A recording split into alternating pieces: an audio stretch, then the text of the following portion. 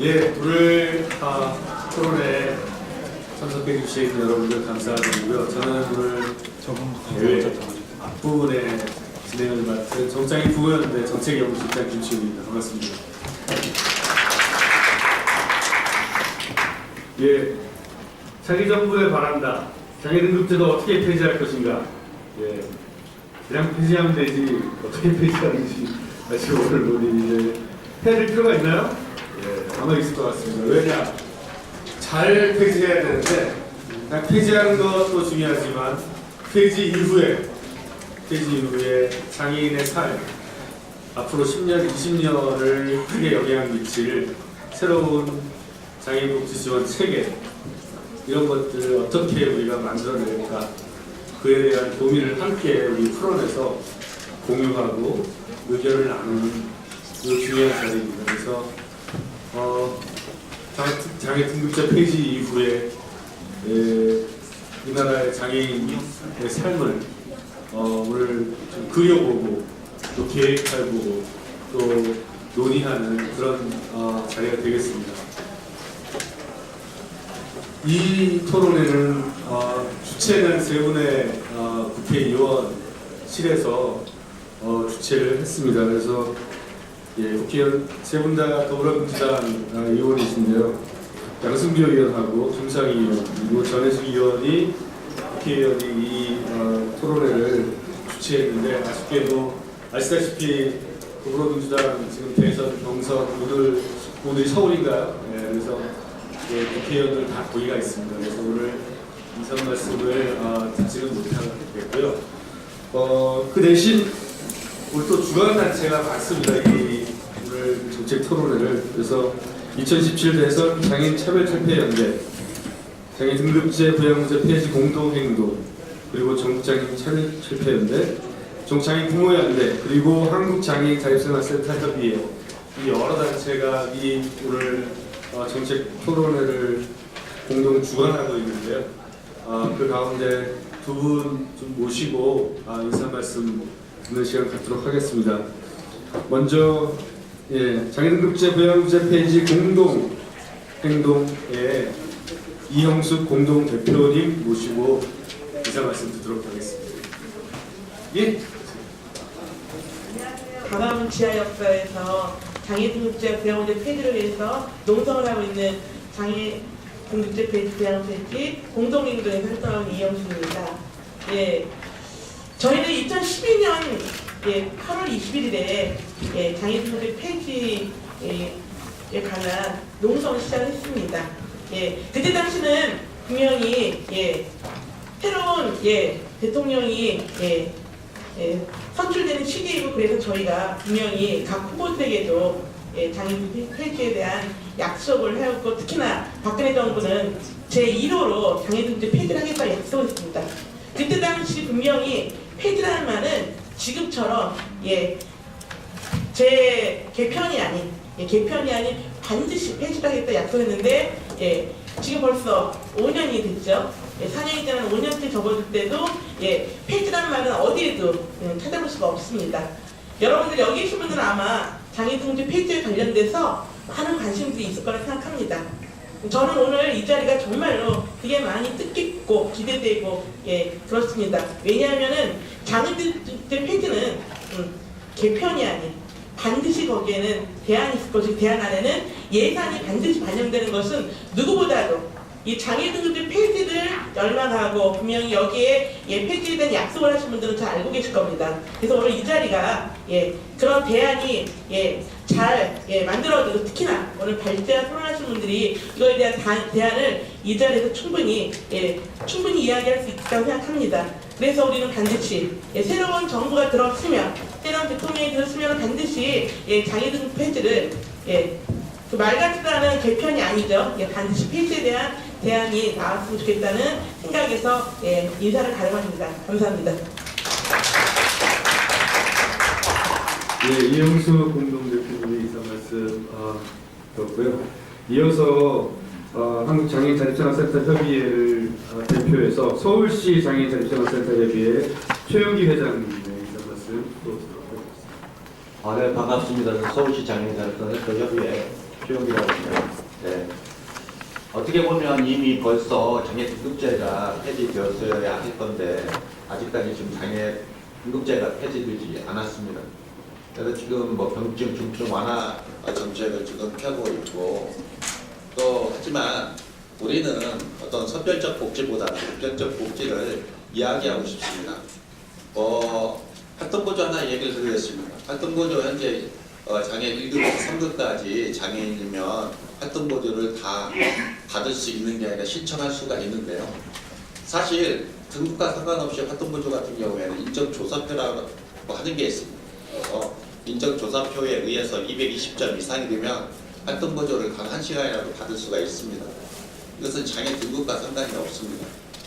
그런데 우리는 여기에 또 다른 장애 등급제라고 하는 것을 놓고 있습니다. 그러다 보니까 선별적인 복지가 되고 있고 우리는 이 선별적 복지가 아니라 좀 보편적 복지가 되었으면 좋겠다는 바람을 가져보고 있습니다. 그리고 이 자리에 또 이렇게 귀한 자리에 허락해 주신 우리 국회의원 양승조 의원님 또 김상희 의원님 전혜수 의원님 감사드리고요. 이제 시작이라고 생각합니다. 차기 정부의 바람과 물론 지금 대선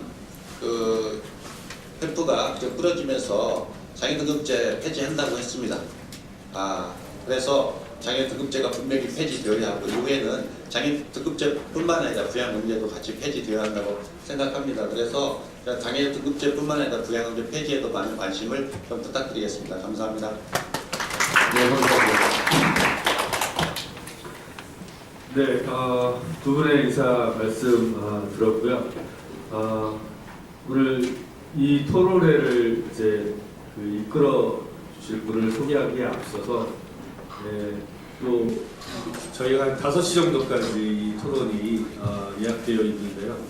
이 긴 시간 동안 또 수화 통역을 해주실 두 분을 수고해 주실 두 분을 먼저 소개해 드리도록 하겠습니다.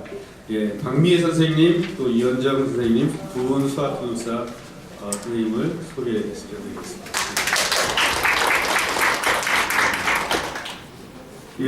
발제자와 토론자에 대한 소개부터 시작해서 본격적인 정책 토론회는 좌장이신 좌장께 일임하도록 하고요. 그래서 제가 좌장 선생님을 소개하는 것으로 제 역할을 마치고자 합니다. 오늘 정책 토론회 요새 대선 후보 뽑는데 흥행 얘기 많이 합니다. 그죠? 그래서 오늘 정책 토론회 아주 흥행을 또 책임지셔야 될 그래서 열띤 토론, 또 유익하고 생산적인 토론을 이끌어 주실 한양사이버대학교의 박경수 교수님 큰 박수로 환영해 주십시오. 이제 저는 물러나고요. 박경수 교수님께 이후의 정책 토론회를 부탁드리도록 하겠습니다. 네, 감사합니다.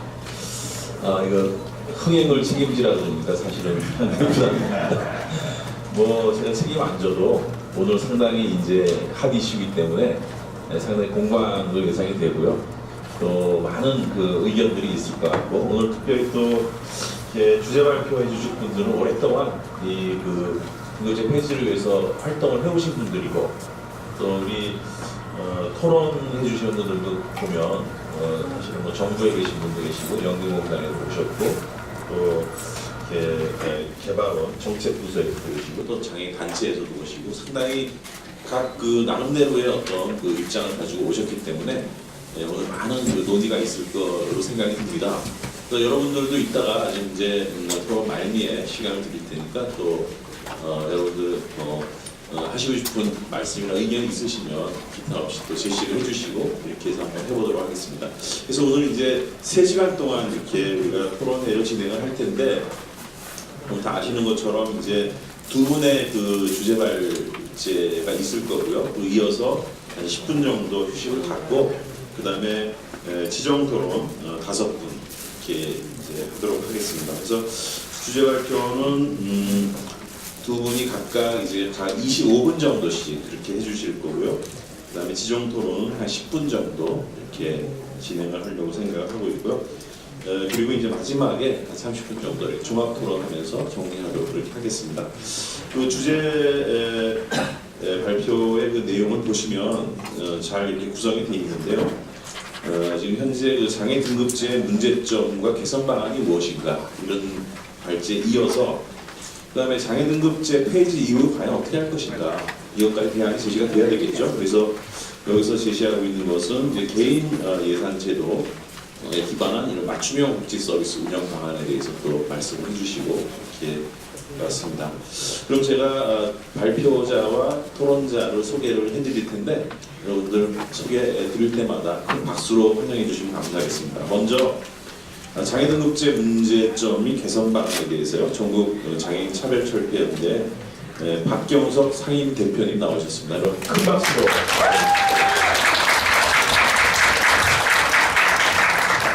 팬프로 보시고.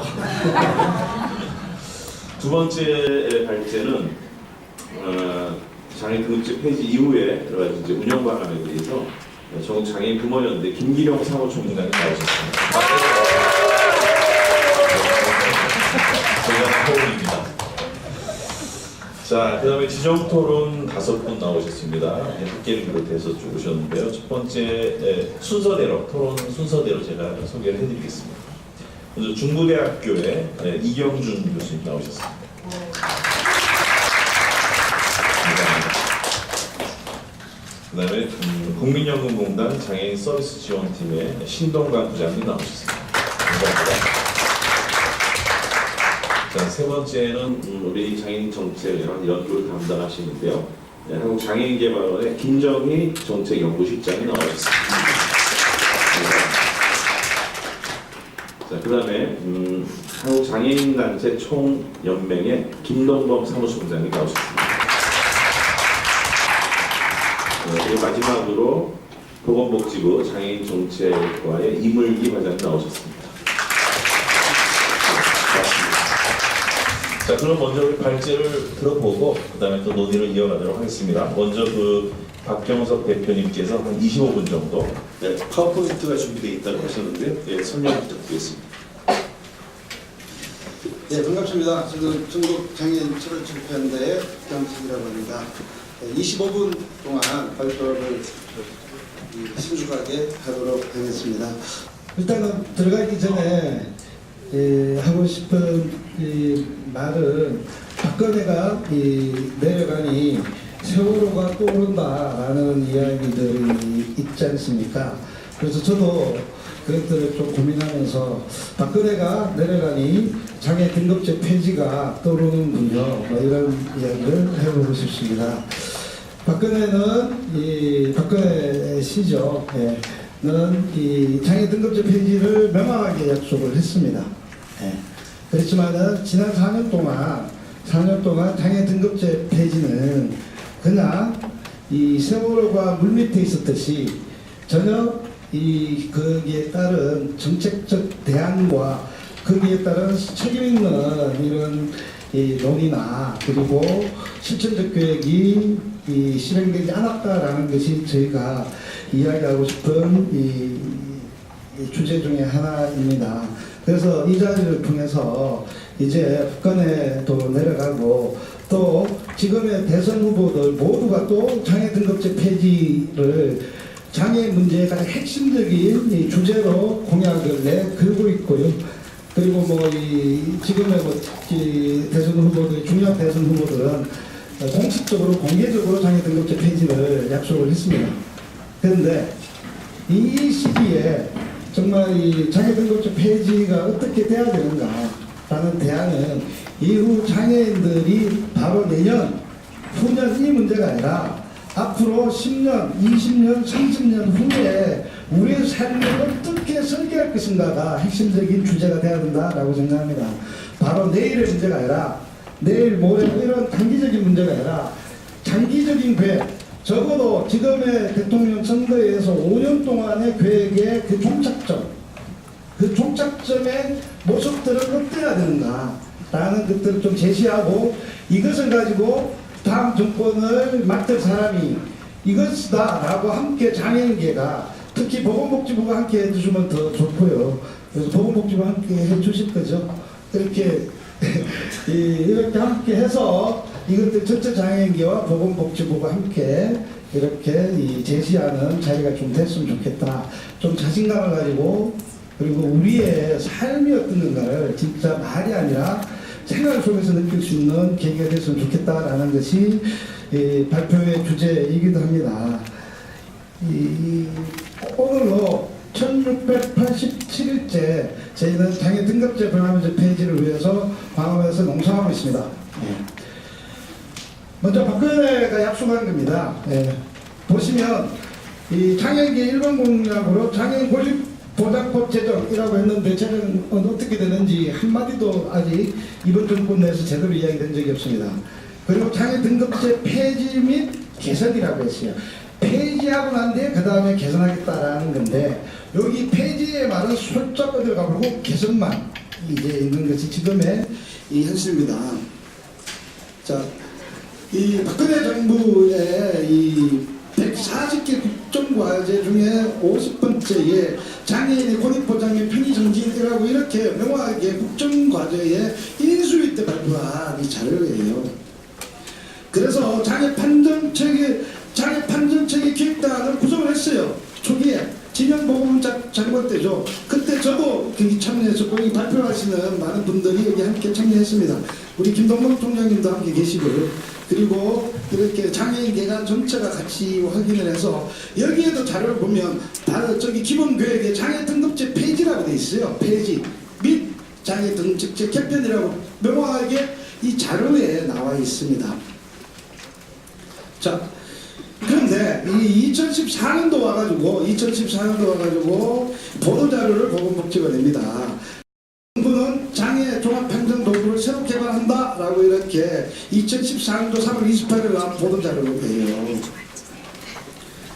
그래서 그때 이야기를 하고 이런 보도자료를 그런데 이 보도자료에 폐지에 말하는 걸 가버리고 그리고 개편 방향을 묻는다라고 토론회까지 했는데 그날 보도자료한테 저희가 이렇게 진짜 이렇게 들어가니까 아무 사전 배경 없이 이것만 본 사람은 이 깡패들이네 맨날 이렇게 이야기해요. 저희들은 이 자리를 통해서 절대로 대안 없이 깡패짓 한 것이 아니다 라는 것들을 명확하게 말씀드리면서 이렇게 저희는 이야기를 했습니다. 자, 장애 등급제 개편 시범사업 계획안이에요. 2015년도에 발표합니다. 보십시오. 2015년도 6월 22일부터 12월 28일까지 6개월 동안 3,000명에 대해서 희망하는 장애인, 신규 등록 장애인, 그리고 기존의 희망 장애인을 3,000명을 갖다가 6개씩 운행하겠다고 합니다. 한 개 이 소당 1억 원 주겠대요. 서비스는 뭐냐? 부가 서비스 4종 뭐 이렇게 하는데 부가 서비스는 의사소통 지원, 방문 간호, 자립생활 준비, 신규로는 클린, 특장 차량 이동 지원인데 이게 신규인지는 잘 모르겠습니다. 신규인지는 잘 모르겠는데 이런 거를 있는 거 딱딱딱딱 모아가지고 신규라고 이야기하고 부가서비스라고 이야기하고 있는 이런 것들을 시범으로 한다고 했습니다. 그리고 이 2016년도에 장애인복지 서비스 지원조사 통해서 이제 사업 결과를 발표해요. 1월 27일 날. 그러면서 이 6월 1일 날은 또 이제 2차 시범 사업을 하겠다라고 또 이야기를 합니다. 2차 시범 사업도 특별하게 다르지 않아요. 신규 등록장애인 1,000명 늘렸네요. 4,000명에서 3,000명, 4,000명 늘려줬죠. 그죠? 또 재봉 서비스 보니까 또 비슷비슷해요. 이미 있는 거예요. 활동보도 서비스 사업을 하고 있는 겁니다. 이런 걸 가지고 모아서 했다라는 건데 이것을 하기 위해서 새로운 예산을 갖다가 드린 건 별로 없고 복지 플랜은 뭐 이런 이야기에 인건비 조금 늘린 것 이외에 서비스 양을 획기적으로 늘려서 이것들을 가지고 의미 있는 결과를 도출하지 못합니다. 그런데도 계속 시범사업 개정하겠다고 합니다. 그리고 이 2017년도에 3차 시범사업을 제가 18개월 선정해서 하겠다라고 이렇게 하고 있습니다. 역시 마찬가지로 이렇게 그 개요에 대해서 쭉 이야기를 하고 있습니다. 지금 2014년도에서 이렇게 하겠다고, 2016년도 이렇게 하겠다고 이렇게 발표하고 있습니다. 2017년도에는 박근혜가 이제 나갔죠. 저희는 여러분들 라 다니엘 브레이크라고 이야기하는 영화가 굉장히 유명하게 이제 이야기되고 있는데, 라 다니엘 브레이크는 영국의 복지의 실태들을 이야기하면서 여기에 있는 브레이크가 그 수업을 주는 공단에 가가지고 그 가난한 사람들에게 내가 끊임없이 그 등급을 강화하고 심사 기준을 강화하고 거기에 영화를 보면 가장 이렇게 이야기해요. 원칙은 원칙이다라고 이야기하고, 그 여기에 나 다니엘 브레이크에 있는 이제 대상자는 이 연필 시대예요. 연필 시대인데 인터넷으로 하라 그러니까 나는 연필 시대인데요. 이런 감정들을 이야기하면서 안 되니까, 결국 안 되니까 그 벽에다가 나 다니엘 브레이크라고 하면서 나는 개가 아니라 인간이다 라는 말을 씁니다. 네, 그래서 여기다 또 저희도 여기는 국민연금입니다. 대한민국 똑같아. 장애 등급 심사를 강화시키고 조건들을 강화시키고 배합의 기준에 따른 이런 조건들을 더 강화시킴으로 인해서 나는 우리는 장애인들은 그 현장에서 이 과정에서 어떤 이 장애 등급제 개편, 그리고 또 장애 등급제 개편이라고 하는 복지부의 주장, 장애 등급제 폐지라는 이런 주장에서 그 현장의 삶이 달라졌냐? 그러면 감시, 관리, 감독만 더 통제만 더 강화되고 주는 거는 진짜 쥐꼬리만 가지고 발표는 막 이렇게 하면 마치 장애 등급제가 개편된다라는 종합판정체계라는 이런 방식으로 선전되어졌습니다. 그런데 저희는 나는 김단진이다. 나는 개가 아니라 인간입니다. 사회보장 파괴법이라고 했는데, 이거는 사회보장 파괴법 명관이 대한민국이 보건복지부에서 사회보장기본법이라는 게 있어요. 이 사회보장기본법을 가지고 복지부와 협의 없이는 지자체가 만들어 놓은 예산들을 못 쓰게, 함부로 못 쓰게 했습니다. 그게 사회보장기본법인데 우리는 사회보장 파괴법이에요. 그나마 서울에서 사는 장애인들이 100명의 24시간 하고 있는데, 24시간을 주고 있는데 100명을 더 약속을 했는데 100명을 더 달라고 했더니 보건복지부가 사회보장기본법을 들이대가지고 공무원들한테 뒷박을 치답니다. 더 늘리지 말라.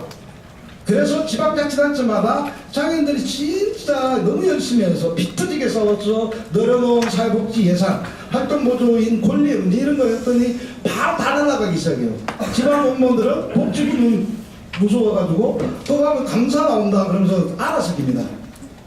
우리 복지관 등록하면 우리는 그런 적 없다 이렇게 이야기하고, 이게 완전히 왔다 갔다 하면서 그런 사회보장기본법 때문에 사회보장은 파괴되고 장애인들 삶은 더 까다로워지고 더 관리 감독돼가지고 국민연금 공단에서 이렇게 나도 개가 아니고 나는 개가 아니라 인간이다라고 썼다가 벌금만 271만 7천 원을 먹고 지금 형사소송을 받고 있습니다. 이게 바로 장애인의 삶의 역사인데요. 자, 등급제는 저희는 차별의 역사입니다. 1988년 11월 1일부터 장애 등록을 시작했고요. 그래서 의학적 기준으로 6단급으로 나눠져 있습니다. 일단 아시니까 그냥 넘어갈게요. 그래서 중증장애 등급 심사를 강화시키는데 그 이유는 공정성, 객관성입니다. 이걸 가지고 등급 심사를 강화합니다. 장애 등급 심사를 도입하고 시행하게 됩니다. 이 이유는 공정성, 객관성이 아니라 2007년도부터 시작하는데 2007년도 활동보조 서비스가 처음으로 제도화됩니다. 이것이 대한민국의 장애복지의 서비스에 가장 의미 있는 건 이건 직접 서비스입니다. 그동안 거의 다 간접으로 돼 있거든요. 간접일 때는 그냥 대한민국은 굉장히 너그러웠어요. 굉장히 너그러웠습니다. 그런데 2007년도부터 활동보조 서비스 제도화되니까 갑자기 장애인들이 사기꾼처럼 보이기 시작하는 모양이었던 거예요. 보건복지부 전화하시면요 이렇게 이야기합니다. 나의 친구, 여러분의 친구 보건복지부 무엇을 도와드릴까요? 라고 이야기했던 보건복지부는 바로 등급심사를 강행하는 것들인데 2010년도 장애인연금을 제정하고 2007년 활동보조지원법을 제정하면서 바로 이런 것들을 강화시키기 시작하는데요. 이게 보건복지부 2010년도 보도자료에서 나온 겁니다. 장애 등급 92,817명에 대해서 5년 동안 등급심사를 해서 재등급심사해서 36.7% 34,064명을 떨어뜨립니다. 그러니까 보건복지부가 거기에 저도 그 신문을 봤는데 이야 장애인들이 왜 이렇게 부정적인 거 많아? 전부 다 사기꾼들이네? 이렇게 저희들이 이런 공격을 받았습니다. 그러면서 등급심사를 강화시켜 나가면서 이 결과 어떻게 되냐 쭉 보면요 쭉 올라가다가 2009년도까지 쭉 올라가다가 장애 등급이 떨어지지 않습니까? 5%가 안 됩니다. 장애의 UN 보건기구의 장애 평균 출연율 교육부도 10%를 잡고 있는데요. 10%를 잡고 있는데 우리는 등급 심사를 강화시키면서 바로 4급으로 5% 미로 떨어지기 시작합니다. 꺾이기 시작했어요. 한 해 장애인이 9천 명이 없어져요. 이거는 장애인이 진짜 비장애인 됐거나 장애 해방됐죠. 예. 죽었거나 둘 중에 하나밖에 해결할 수 없어요. 이 이유는 바로 장애 등급 심사를 강화시킨 방식으로 줄어들었다라는 겁니다. 전체적으로 장애인들의 출연률이 더 높은데 대한민국은 등급 심사를 강화시키고 그리고 장애 등급제를 개선시키겠다고 하면서 장애 인구를 이렇게 줄여버리는 이런 현상들이 일어나고 있습니다. 그런데 이것이 저희가 광화문 논문장에서 외치는 이야기가 아니라요. 이미 UN CRPD라고 여러분 잘 아시죠? 여기 계신 분들은 다 잘 아실 겁니다. 장애인 권리 협약의 장애인위원회에서도 이렇게 장애인 권리 협약에 따라서 복지부가 심의를 받았습니다.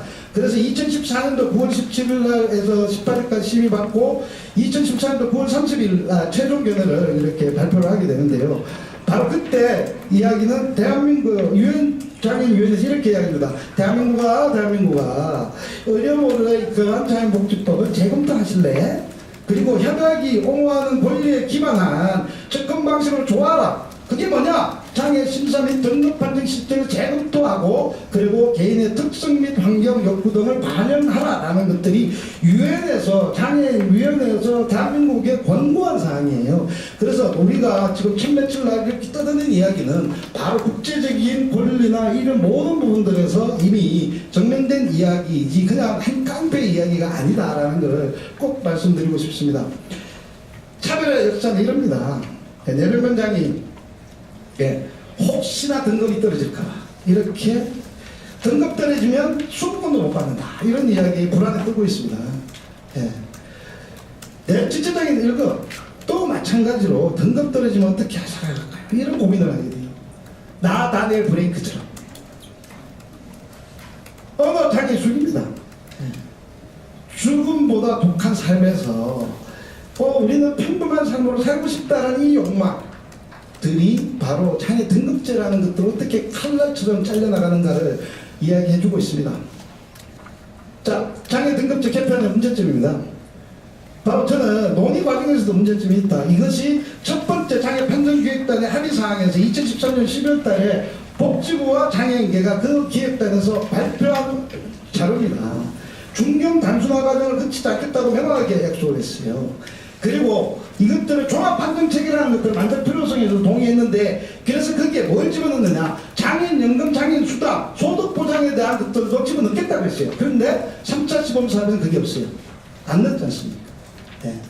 그리고 할인제도 문제를 이야기하고 있고 전체적으로 차등을 두지 않는데 총량에서 감소되지 않겠다라고 이야기했습니다. 그랬더니 이 등급제 개편하면 또 이제 이 어떤 영역에서는 야 할인제도 이거 하면 우리 손해 보는 거 아니야? 우리 날라가는 이런 이 위험비와 이런 공포들이 조장이 돼서 장애 등급제 폐지는 일부 진짜 빨갱이 몇몇이 주장하는 거다 이런 식으로도 또 이제 혼란시킵니다. 그리고 서비스 분야는 장애 영역별 특성을 반영한 인정교섭을 하겠다라는 것들이 바로 첫 번째 우리의 그때 요구사항이었고 그런데 그때 도출했던 겁니다. 자. 논의 과정에서 종합판정체계입니다. 종합판정체계를 하겠다고 했는데 의료적, 복지적 욕구, 기초근로 능력을 다 하겠다고 했는데요. 그런데 의료적 평가의 분과와 그리고 또 근로능력 평가 분과의 논의 결과는 찾아봐도 좀 볼 수가 없어요. 종합판정체계라는 것들 지금 돼 있는 것들은 그런 한계들을 가집니다. 그래서 저희가 일반적인 시범사업 지원과 장애인의 의견이 미반영됐다라고 이렇게 공문까지 보냈는데 그냥 그 식이 됐죠. 자, 또 이런 겁니다. 이 장애인 복지 예산이 2배가 증가했음에도 불구하고 복지 체감도에 큰 변화는 없다라고 보건복지부가 이렇게 또 발표를 친절하게 발표를 해주네요. 이거 모르는 사람은 야 정말 장애인 복지 예산 2배나 늘었네 라고 이야기했죠. 1조 1천억에서 2조까지 이렇게 늘었다고 하는데 이게 정말 사실일까요? 자, 여기 보십시오. 숫자는 맞습니다. 예산액이 9천억에서 대략 1조 2016년에 1조 8천억으로 늘어난 자료가 보입니다. 여기에 자료에 보면요. 그런데 전가율이 14년부터 15년까지 확대기 시작합니다. 그게 뭐냐? 이거예요. 거주시설 4,280억을 갖다 지방에다가 다시 중앙정부로 끌어와요. 그때 노는 돈이에요. 그때 노는 돈이지. 주거시설. 우리 여러분들 거주시설 되게 좋아하시죠? 안 좋아하시는구나. 우리가 집단적 수용시설이라고 하는 그 예산을 갖다 중앙정부로 끌어오면서 4천억을 거기다가 숫자로 더하면서 장애 복지 예산이 이따만큼 늘었대라고 또 복지부가 발표를 해요. 복지부 발표하면 제가 이렇게 맨날 뜯은 것보다 복지부가 한번 발표하면 다 믿죠. 그죠? 그런 발표를 합니다. 거주시설 운영비 예산 제외하고 나면 자연증가 분위에 증가된 게 없어요. 자, 이런 겁니다. 의학적 편관, 획일적 서비스 제공, 분절적 전달 체계에서 복지 예산은 올라갔고 복지 체감도는 낮다. 그래서 수요자 중심에 맞춤형 서비스 지원 체계가 필요하다라는 것이 보건복지부의 보도자료 주장입니다. 그런데요, 저는 그렇게 생각하지 않아요. 복지 예산이 올라갔습니까? 아니에요. 절대적으로 부족한 예산, OECD 평균의 4분의 1밖에 안 되는 이 예산 가지고 예산이 늘었다라고 하면서 수요자 중심의 맞춤형 서비스 지원 체계가 필요하다. 그래서 그걸 하려고 하니까 돈은 안 오는데 이거 맞추고 아무리 해봤자 짱구가 돌아가겠습니까? 안 돌아가요. 할 수가 없어요. 원천적으로 할 수 없는 문제들을 가지고 가장 기본적인 예산의 문제에 대한 책임을 지지 못하면서 복지 체감도가 낮다라는 것은 그거는 저는 전제가 잘못됐다라고 생각을 합니다. 자, 그래서 보건복지부도 이렇게 장애인 가구의 경우 방문 상담을 대상으로 확대해서 복지 사각지를 해소하겠다라는 것들에 대한 차이를 이야기를 합니다. 예. 한번 보십시오. 여기 자료에 보면요, A, B수급, B, B수급, B, 예, 수급, C 이렇게 나눕니다. 자, A 같은 경우 봅시다. A 같은 경우 지금의 중견 단순화가 유지되고 장애인 연금이 별도 기준으로 그대로 두면 이 사람들은 그 제도 내에 전혀 들어올 수 없어요. 자격 기준이 적합하지 않기 때문에 이 사람들도 가난한 사람들이고 장애인들인데, 그러면 지금의 개편 측에서는 이 사람들은 배제됩니다. 원천적으로 배제됩니다. 자, B의 경우 B수급인데 그런데 자격 기준이 적합하지만은 못 받는 경우가 있어요. 바로 이런 경우에는 신청주의가 이렇게 찾아가는 게 아니라 신청해야지만 받아들여주거든요. 그래서 신청주의가 가지고 있는 한계, 이 사각지대에서 그러면 이들을 위해서 정보가 많이 줘야 되지 않습니까? 그래서 정보 열심히 줬다라는 것이 시범사업의 결과 중에 하나입니다. 예. 그래서 이 사람들도 또한 정급적 폐지와는 전혀 또 관계가 없는 사람들의 부류입니다. 자, C 같은 경우에는 자기 기준이 됩니다. 수급 상태예요. 그런데 과연 급여가 적절한가? 활동보조 서비스가 적절하게 자기의 요구와 필요에 맞게끔 시간이 맞춰져 나가느냐? 장애연금이 제대로 정말 인간다운 최저생활을 할 수 있는 정도의 예산이 나가느냐? 안 나가 있죠. 그래서 이런 부분들이 다 문제점으로 남아 있습니다. 자, 자기 등급 의학적 기준 획일적 적용해서 서비스 제공의 목적 및 특성으로 가겠다라는 것이 보건복지부 4차 시범사업의 설명 자료예요. 서비스 제공 목적과 서비스 특성과 중견 별도 기준이 무슨 관계가 있을까요? 저는 잘 모르겠습니다. 그래서 찾아봤습니다. 보건복지부가 설명한 이 자료에 종합판정 6개, 중견 51개, 별도 기준으로 따로 만들겠다는 이런 자세하게 이렇게 자세하게 열심히 연구해서 맞춘 건데요. 이거의 결과는 모르는 건 아니더라고요. 딱 서비스 제공 목적, 서비스 특성은 중견 별도 기준하고 예산이 맞춘 거예요. 보건복지부 예산 자료에 보면 한정된 예산이라 동그라미 이렇게 지은 게 아니라 동그라미 이렇게 조금 적었다고요.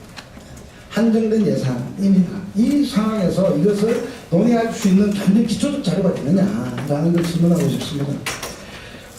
자, 보십시오. 이게 장애 종합 판정도구의 맞춤 지원 서비스의 자료입니다. 활동보조 지원 인정조사와 그 붙지 않은 부분들을 기본급여와 추가급여가 있는데 기본급여에 약간의 사회적 고려 영역을 집어넣습니다. 추가급여를 있었던 것은 배치를 다르게 하는 거죠.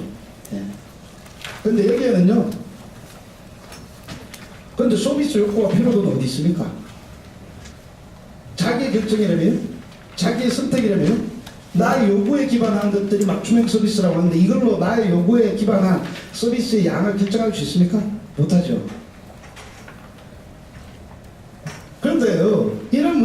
그 보건복지부 연구 안 했냐면 연구 다 했어요. 감면 할인 지원 기분 현황과 개선 방안이라고 해서 이미 했습니다. 그리고 소득 체계에 대해서 어떻게 할까 연구를 했어요. 연구를 했으면 결과를 가지고 실천을 해야 되는 거 아닙니까? 그래서 연구하고 이 비싼 돈 들어가지고 우리 교수님들하고 이렇게 바쁜 시간 내가지고 이렇게 연구를 했는데 이런 연구를 다 했음에도 불구하고 전혀 이기에 대한 답은 주지 않고 있습니다. 그게 이 자료 연구에 나오는 거예요. 제가 그냥 일리적으로 하는 게 아니라 OECD 국가 장애인 평균 수준의 예산의 확보가 필요하다 라고 이야기하고 있고 거기에 대한 복장애 복지 예산들을 지금 이야기하고 있습니다. 자, 여기 보면요. 장애 복지 예산이 지출 장애 복지 예산이 보면요. 여기 보면 3.38%입니다. 3.38. 예. 3.38인데요. 굉장히 낮은 수지입니다. 3.38인데요. 2017년도 대한민국 전체 예산이 400조입니다. 400조 중에 1조 9천억 정도 되면 이제 0.4, 2%, 4, 3% 요 정도 됩니다. 장애 인구는 얼마입니까? 지금의 장애 등급 심사를 강화해서 했는 인구가 5%입니다. 5%. 그래서 저는 대한민국에서 살아가고 있는 장애인들의 사회, 정치, 경제적인 이런 제한들이 바로 이런 문제가 아니냐. 이게 장애인들의 삶의 위치예요. 대한민국 전체에서. 지지율도 높나 0.4%. 이거 가지고 우리는 거기에 또 거주시설이 있고 그거 가지고 지지고 뽑고 싸우면서 예산 좀 이 이야기를 해야 되는 것이 맞느냐. 이 박근혜가 내려가고 이제 장애 등급제 폐지가 이제 떠오르는데 이 문제는 바로 이런 문제로부터 시작돼야 되는 거 아니냐라고 생각합니다.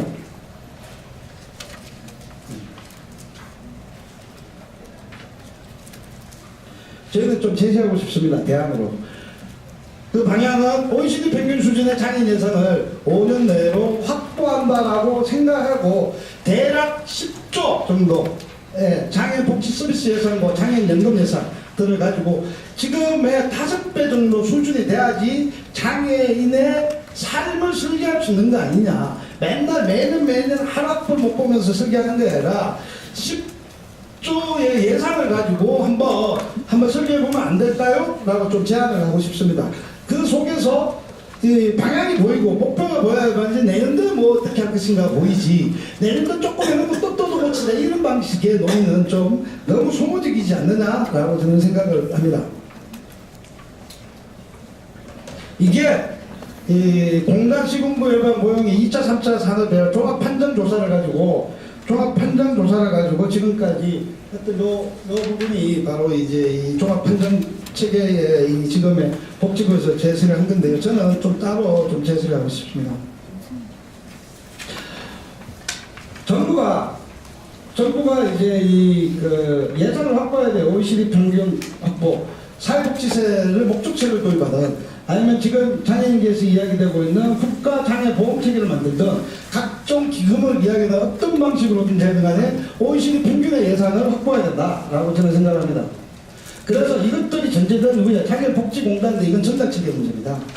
전달체계 문제의 이름이야 어떻게 짓든 간에 우리가 이제 잘 논의해서 장애복지공단에서 이 모든 것들을 판정하고 그리고 또 서비스에 다양화된 것들을 가지고 개인별 지원 체계를 강하게 마련해야 된다. 그리고 개인별 서비스 욕구와 필요에 의해서 정말 자기결정과 그리고 그것들의 평가가 진행돼야 된다는 겁니다. 지금 있는 것들을 한번 꼽아봤어요. 활동보조, 주간활동, 재활치료, 보조기구, 지원주택, 자립주택, 공공주택 이런 방식에 쭉 나와 있는 이런 부분들에 대한 서비스들이 있는데 이런 서비스들에게 내가 필요한 만큼 줘야 된다라는 것입니다. 그것을 선택할 수 있어야만이 자기의 자기결정과 자기선택이 존중받는 겁니다. 그거 선택 없이 맨날 다른 것만 선택하라 그러면 참 머리 아픕니다. 그래서 장애인과 그래서 서비스 전달 기관도 선택할 수 있게끔 공공은 하나도 없어요. NGO도 미약하죠.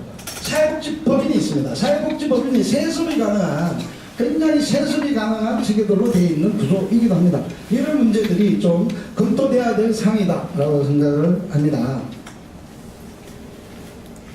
그것을 하기 위해서 사정을 잘 해야 되죠.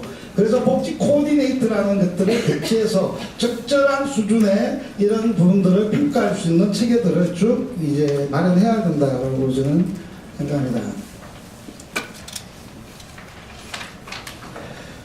사회서비스가 있고요.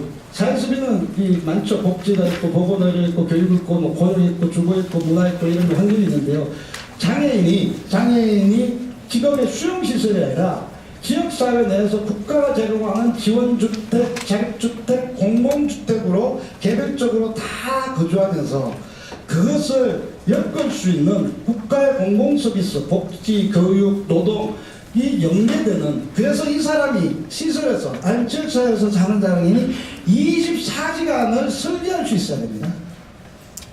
24시간 지역사회에서 살게 못하고 하니까 어디다 집어넣습니까? 거주시설로 집어넣는 거예요. 안 그렇습니까? 그 이유밖에 없어요. 거기에는 사람과 복지가 아닙니다. 예. 사람과 복지와 봉사가 있어서 시의 공정의 대상이 되게끔 하는 것들이 바로 지금의 거주시설이고요. 이러한 거주시설의 모든 예산들이 지금 이런 방식으로 제공하고 복지 서비스의 내용으로 지역사회에서 받을 수 있도록 전면적으로 24시간을 아무리 최중증 장애인도 24시간 설계할 수 있어야 됩니다. 이게 유엔에서 이야기하고 있는 이야기예요. 누구도 배제되지 않는 삶, Leave no one behind, 이 이야기입니다. 지속 가능한 세상을 위하여. 이게 유엔에서 대한민국이 약속한 뭐 슬로건입니다. 그래서 서비스 선택이 있는데요. 이거는 교환 가치가 가능해야 돼요. 그리고 24시간을 채워줘야 됩니다. 근데 예를 들어서 활동보조 서비스 시간을 주는데 그 시간을 떼가지고 보조기구 사용해라. 이건 교환 가치도 맞지도 않아요. 그러면 고민해야 되겠죠. 그럼 보조기구 사고 내 활동보조 시간 줄여야 되겠네. 이런 고민을 하게끔 만들어서는 안 된다. 라는 것을 저는 말씀을 드리고 싶습니다. 또 이거는 뭐 같이 함께 고민하고 충분히 논의해야 될 문제인데요. 저는 이렇게 생각을 합니다. 저희는 지금은 대한민국은 민영체계의 거의다. 민영화가 100%입니다. 민영이라고 한다면 국가가 직접 운영하는 방식은 없어요. NGO의 주도 그렇고 그리고 이 복지법인의 주도 그렇고 이런 것들 전부 다 민영인데요. 이거는 영국이나 이런 데는 원래 공공부분이 굉장히 탄탄하게 있다가 민영화가 도입되기 시작하는데요. 대한민국은 공공부분 하나도 없고 민영화 다 있다가 그걸 더 민영화시키는 방식이 과연 우리의 삶에 좋을까? 라고 생각합니다. 그래서 공공화 단계가 아예 없어요. 그래서 시장 경쟁의 효율성을 추구하는 게 아니라 양질의 서비스가 절대적 양이 확대돼야 됩니다. 일단 양질의 서비스. 그리고 인프라가 확대되고 이 전달체계에서 공공성들도 같이 해서 공공성과 이런 부분들이 같이 선택할 수 있게 해줘야 되는 거 아닙니까? 공공성을 선택할 게 없습니다. 이런 문제가 저는 좀 고민해야 될 문제다라는 겁니다. 자, 장애 등급제 완전 폐지 강변한 문제들입니다. 1990년도부터 시작해서 지금 이 대동기, 도입기, 활성화기 그리고 또 이제 혼란기가 넘어서 지금 안착된 게 있는데요. 이런 문제들에 대해서는 이것도 이 장애인 개발원에서 연구한 결과예요. 세제 혜택 이런 거 있습니다. 성형차 감면할인제, 공공생활안전지원인데 전기요금, 도시가스요금 이런 거 있습니다. 이런 건데요. 굉장히 많아요. 2,500 보면 이런 게 있는데 저희는 이런 문제도 다 등급으로 갈려져 있는데 이것을 장애인연금으로 다 배치시켜버리고 그게 급수 없이 소득 기준으로 이것들을 제공해버리면 되지 왜 감면 할인을 하는 것들로 둬서 이렇게 무료 감면 형태로 가느냐 이런 것들을 과감하게 장애인연금 쪽으로 이동시키자라는 겁니다. 문화생활지원, 고궁농원, 뭐 1급에서 6급 장애 등급 없으니까 그냥 잘 놀러 다니시면 될 것 같아요. 소득 문제인데요. 우리나라에 보면 이것도 그 장애인 개발원에 자료인데요. 6.3%입니다. 다른 나라에 비해서 굉장히 낮죠. 체험관계사 요금만 이야기했고 전부 다 10% 쭉 넘는데요. 6.3%밖에 되지 않고 있는 수준의 장애인연금의 문제를 가지고 이것을 생활보장, 소득보장이라고 이야기하기에는 굉장히 부끄러운 수준이 아니냐라고 저는 생각을 합니다. 그래서 저희는 지금 양성조 의원 통해서 장애인 권리보장법을 제출했고 거기 표준소득이 내용이 있고 이런 내용들이 다 담겨 있는데 물론 정책적으로 예산이 확보돼야 되는 것과 그로서 제도적으로 장애인 권리 보장법, 이제 시와 동정의 복지가 아니라 유엔 장애인 권리 협약에서 옹호하는 체계들을 온전하게 시스템화 제도화시키려면 장애인 권리 보장법이 제정되어야 되고, 그것들을 위해서 우리는 열심히 이렇게 나쁜 정책 세 가지를 이번 대선 때 줄기차게 요구하고 있어요. 첫 번째는 장애 등급제가 진짜 폐지돼야 됩니다. 이 이야기를 하기 위해서는 부양의무자 기준이 기본적으로 폐지돼야 됩니다. 이미 약속했습니다. 예. 바른정당의 유승민 대통령 후보까지도 했으니까 저 우쪽에 있는 저쪽에 우쪽에 있는 사람들도 이제 부양의무자 기준을 폐지하겠다라고, 국가가 가족들에게 이렇게 야만적으로 이 복지를 강요하는 나라는 없다라는 단어로 이미 표현되고 있어요. 그리고 이제 수용시설이 아니라 지역사회에서 같이 살면 안 되겠습니까? 24시간을 집을 국가가 제공하고 복지 서비스를 연결하는 24시간의 여백을, 정말 자기의 표현을 못하는 아무리 중증장애인이라도 발달장애인들이 지금 시설에 많이 있는데요. 이들이 지역사회에서 살아갈 수 있는 꿈, 계획, 그리고 예산, 구체적으로 세월호를 인양하듯이 장애 등급제 폐지는 우리가 시설에서 살아가는 삶이 아니라 지역사회에서 안전하고 정말 이 인간의 자존심을 가지면서 살아갈 수 있는 체계들을 우리는 마련했으면 좋겠습니다. 이제 정권이 바뀔 거고요. 이 정권에게 우리가 함께 정말 힘있게 요구하는 자리가 됐으면 좋겠고요. 나머지의 부족한 지점들은 우리 김기룡 사무총장님이 또 보충해서 발표할 예정입니다. 예.